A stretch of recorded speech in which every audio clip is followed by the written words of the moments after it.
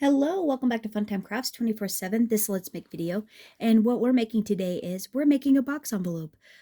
This was requested by a viewer, so I thought since we just finished up these beautiful pulley cards that it would be a nice opportunity to do that. These are a gorgeous 3D interactive card by Anna Griffin. They're just beautiful. Look at all the dimension and stuff, but they are really dimensional, and that's what the viewer wanted, was an envelope to hold these really gorgeous dimensional cards.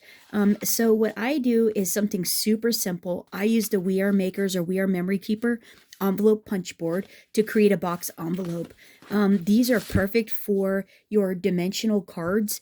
You can make them any size, so whether they're a standard 5x7 or even like this 6x7 here, this other pulley card, you can make envelopes for all sizes of cards, and this works really good to do that. So whether you have a lot of dimension all over the card or you just have one spot of dimension, these envelopes work really, really nice for that. Actually, here, I'll show you what it looks like with one of these in it as well.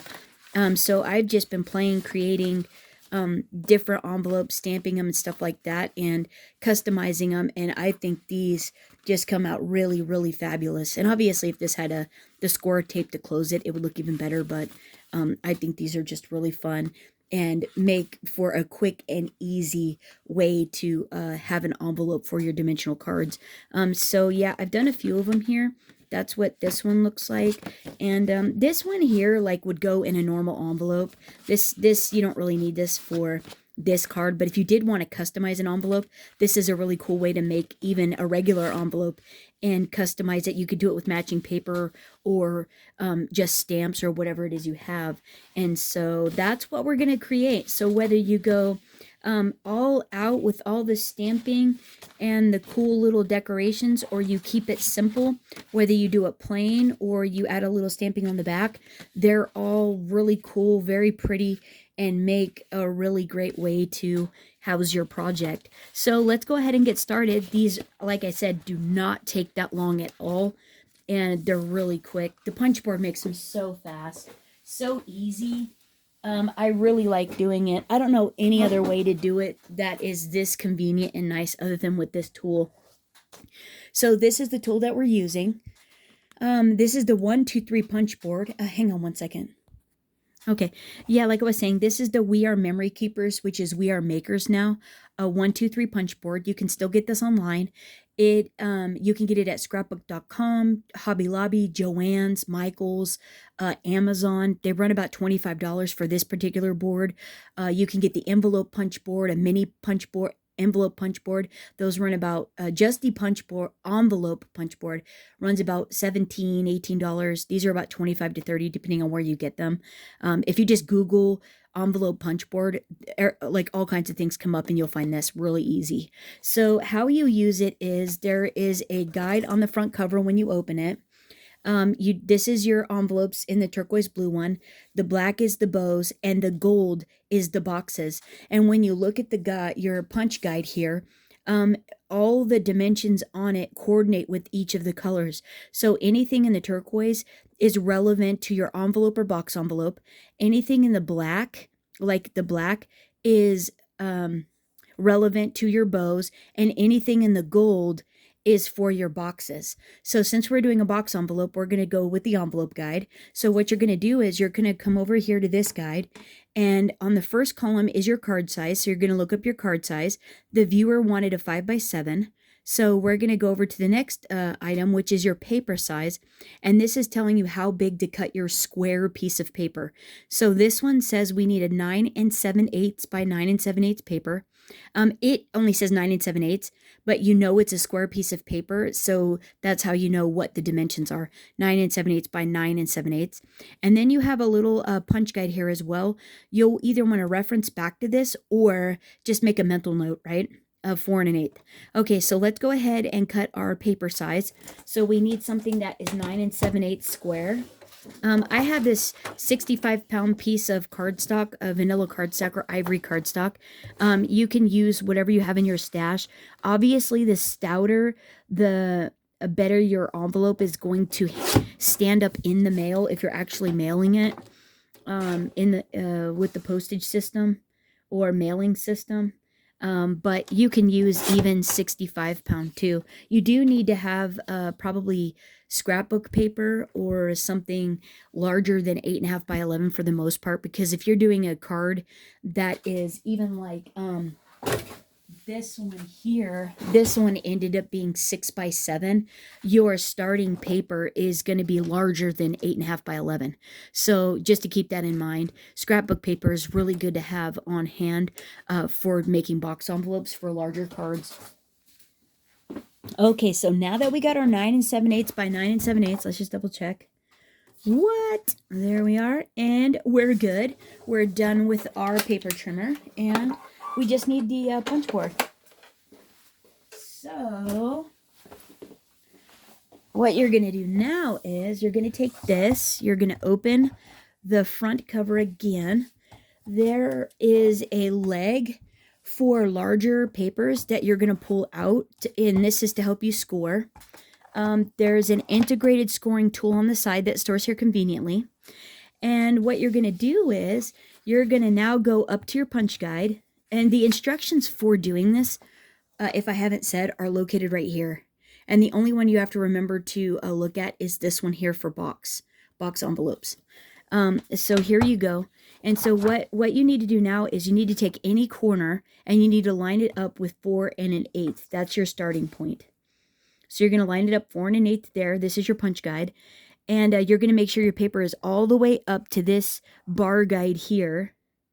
And these 3 tunnel grooves here, this is your envelope score groove. This is your envelope scoring line A and your envelope scoring line B. And so to do a box envelope, you're going to do A. So you put the tip of your scoring tool in, make sure you're all lined up into the middle scoring tunnel. And you want to kind of, you want to be standing over it, you know, kind of square in front of it. And then you want to put the tip inside the scoring tunnel and like move it around to make sure you're in the groove. And then pressing firmly, you're going to follow that groove all the way down to the end of the paper. You're going to do that for A and you're going to do that for B. And then you're going to, now in order to make your corners proper, you want to punch as well. And then you're going to rotate it. See how nice that is? And you're going to, once you rotate it, you're going to line the paper up at the top bar again.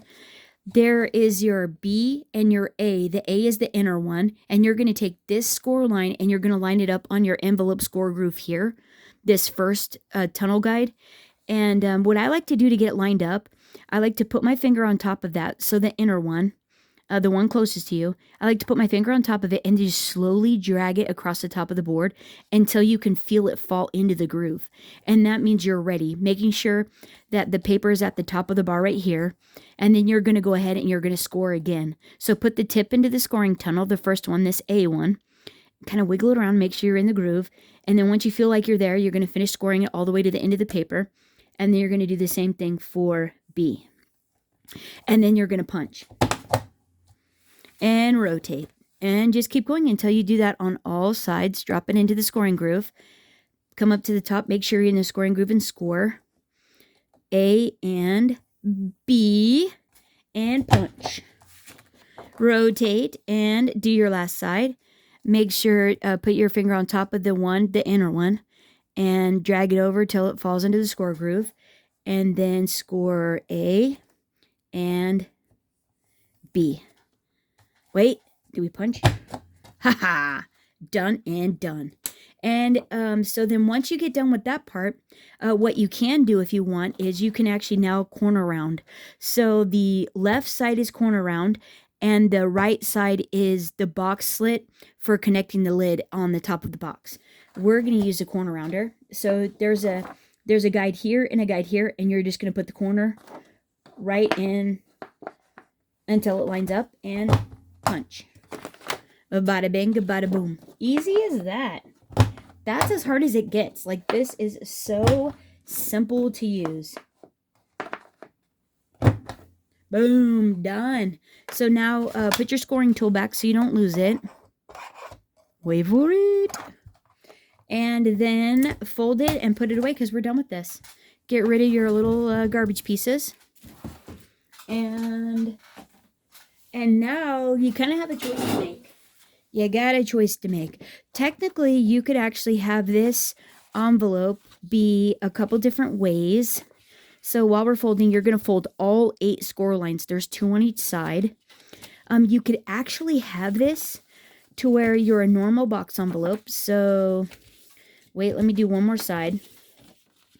So you're going to be like, actually, let me do both sides. You're going to be like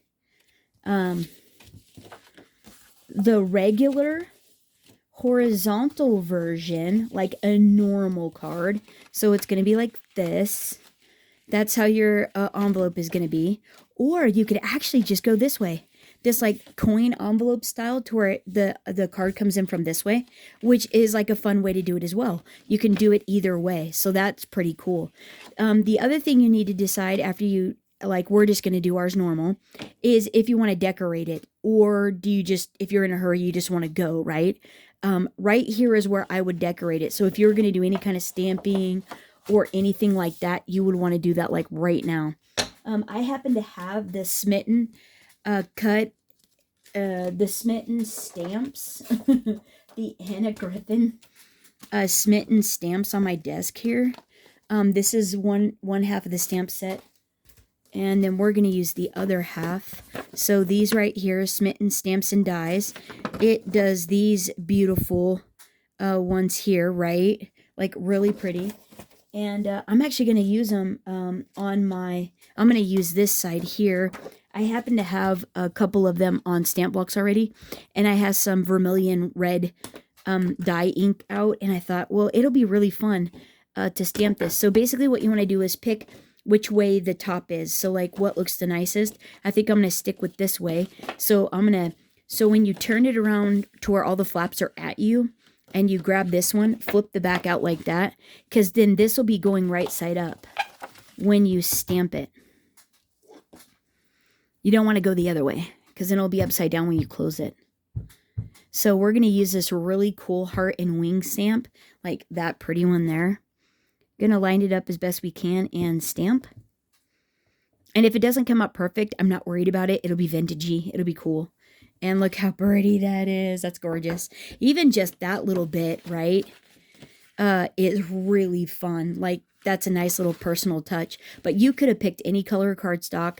Generally, the lighter, the better, because then you can, if you wanted to handwrite it, it'll be seen. Otherwise, you could use labels as well.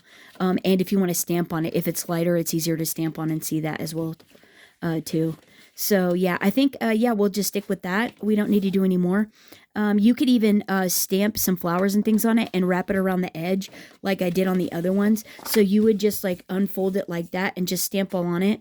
Make sure that when you're doing this bottom one that you flip it over as well, because when you flip it like this, up like this, you want some of them to be right side up, right? And yeah, so that's a little trick there. And then once you get it all decorated how you want it, you're going to flip it over, and then on the short side, since we're going regular, we're going to put a little score tape, 1/8 inch score tape. I'm going to use Suk Wang. You can get that on Amazon as well. And this stuff is super strong. If you want to add glitter glue to it as well, that will make it doubly strong. It'll be there forever and ever. So I'm just going to put it on the edge right here on both short sides, right on the very edge. There's not too much room for overlappage here. So you want to go as close to the edge as possible. And then just press it down with your fingers. Just burnish it with your fingers. And then this, you know, lining it up, it's a little precarious. Not too bad, but these don't come out very perfect. This, I treat it like what it is. It's a vessel to get your project from A to B. And that's what it does. It just protects the project until it gets to its final destination, right? So I don't worry too much about it. I try to make it as straight as possible, but, you know, it's going to come out as good as you can get it, right? So basically, you're going to make sure your sidewalls here are at a 90, and then the back is. And you're going to try to square up the corner. And as soon as you get it, you don't commit.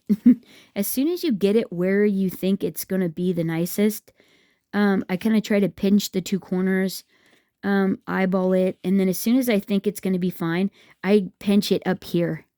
And then I look at it, reassess it. It's kind of up a little. I'm not too happy with that, but see, I ripped the paper already. We'll take that off. It ripped it off.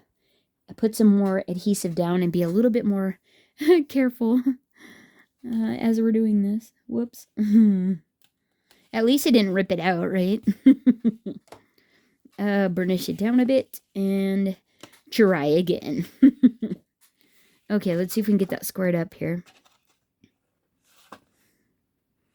Squared up, just eyeballing it, right? And then, yeah, I think that's pretty good there. So make sure this one's in, right? And then hold it at the corner. And then once this, if it looks good, I'm going to pinch it. And then we're going to just reassess. And to me, that looks pretty decent. It is a little up here, but I don't think that bothers me at all. So what I'm going to do now is I'm going to put my hand in here and I'm just going to press on my hand. This is also why it might be a good idea to use art glitter glue, because you can't really burnish this down too well. You could possibly flip it over like this and put something long in there and burnish it. But for the most part, this works pretty good, especially if you pair it with glue, with liquid adhesive, I mean, like art glitter glue. But yeah, and then that is, so then you put some more score tape here and here for your closure, and you're done. Like, how easy is that? It doesn't get any easier. I mean, these are quick. As much time as you want to take on them, or as little or as much, is up to you. How far, how decorated, all that jazz, what you want to do with it, that is so up to you. And look how pretty that is. I mean, that comes out, you know, pretty sweet, right? That is a nice envelope. It looks really good. And then that bit of decoration too, like, even that personalizes it, makes it even fun, even more fun, I mean. So let's grab our card and see how it fits, right? Let's see here. Get our little fun little pulley card out, right? And see what that looks like. And right? Like, isn't that easy? And this one is even a little bit bigger than 5x7. So it's not going to fit in here as well as one that is truly a 5x7 dimensional card. But like, how good does that look? And that even, it's even bigger than, this is 3/8. It's even a little bit puffier than that. And it looks pretty good, right? That looks pretty good. That is a great envelope. So when you're ready to, you put your sentiment in there, you wrote on it, put a nice little message or gift card, whatever you want to do there. You pull the backers off, fold it over, seal it up. Make sure you already have your return. I mean, unless you're using, if you're using, well, you can even write on here. You just have to be gentle, you know.